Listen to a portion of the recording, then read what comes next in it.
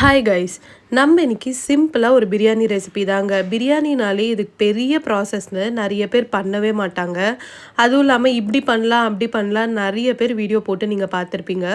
யூஸ்வலாக பண்ணுற பிரியாணியை நான் பர்ஃபெக்டாக எப்படி பண்ணுறதுன்னு சொல்லித்தரேன் வாங்க.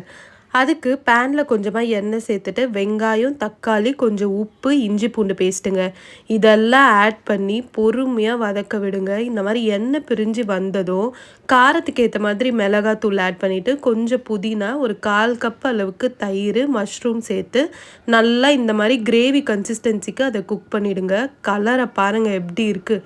இந்த மாதிரி நல்லா வந்ததும் நான் இன்றைக்கி 2 கிளாஸ் ரைஸ் எடுத்திருக்கேங்க. 3 கிளாஸ் தண்ணி வச்சுருக்கேன். மஷ்ரூம் பிரியாணின்றதுனால அது தண்ணி விடும். ஸோ நான் 3 கிளாஸ் தண்ணி வச்சு அதை நல்லா மிக்ஸ் பண்ணிவிட்டு கொஞ்சம் புதினாவையும் ஆட் பண்ணி 5 மினிட்ஸ் ஹை ஃப்ளேமில் குக் பண்ணுங்கள். 10 மினிட்ஸ் லோ ஃப்ளேமில் குக் பண்ணால் நம்ம பிரியாணி ரெடி.